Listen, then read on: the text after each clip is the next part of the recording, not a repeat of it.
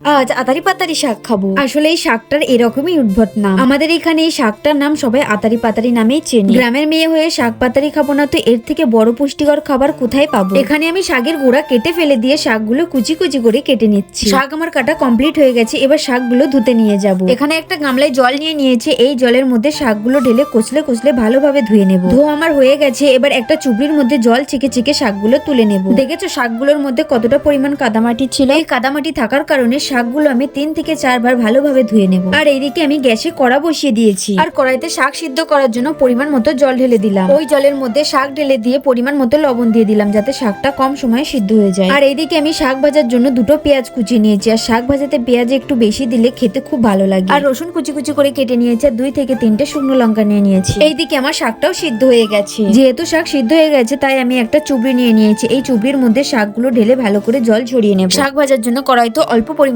তেল দিয়ে দেবো, আর অল্প তেলে শাক ভাজলে খেতে ভালোই লাগে। তেল গরম হয়ে গেছে বলে ওই গরম তেলের মধ্যে শুকনো লঙ্কা দিয়ে দেবো, আর কুচিয়ে রাখা রসুন গুলো দিয়ে দেবো। লঙ্কা রসুন লাল লাল হয়ে গেলে ওর মধ্যে কুচিয়ে রাখা পেঁয়াজ গুলো দিয়ে দেবো। পেঁয়াজ গুলো লাল লাল করে ভেজে নেবো। পেঁয়াজ ভাজা হয়ে গেছে, এবার সেদ্ধ করে রাখা শাকগুলো ঢেলে দেবো। এবার পেঁয়াজ রসুন লঙ্কার সঙ্গে শাকটা ভালোভাবে নাড়বো। দেখেছো শাকের জল ঝরানোর পরও কতটা পরিমাণ জল বেরিয়েছে। এই জলটাকে ভালোভাবে শাক নেড়ে নেড়ে মেরে নেবো। আর শাক ভাজতে গেলে একটু টাইম লাগে, শাক ভাজার জন্য একটু ধৈর্যও দরকার। আর আমি শাক ভাজাতে লবণ দিতে ভুলে গিয়েছিলাম, তাই পরিমাণ মতো লবণ দিয়ে দিলাম। আর এইদিকে আমার শাক ভাজাটা প্রায় হয়ে এসেছে, আর আমি শাক ভাজাটা পুরো শুকনো শুকনো করে ভেজেছি। আর এদিকে আমার শাক ভাজাটা পুরো কমপ্লিট হয়ে গেছে। আর শাক ভাজা করেছি, শাক ভাজা কেমন টেস্ট হয়েছে সেটা দেখবো না তাই কখনো হয়। তাই আমি একটা ছোট বাটি করে একটু অল্প পরিমাণ শাক ভাজা তুলে নিলাম। আর শাক ভাজা গালে দিতেই বুঝলাম সেই স্বাদ। আরো যদি এর সাথে গরম গরম ভাত হয় তাহলে একদম জমে যাবে।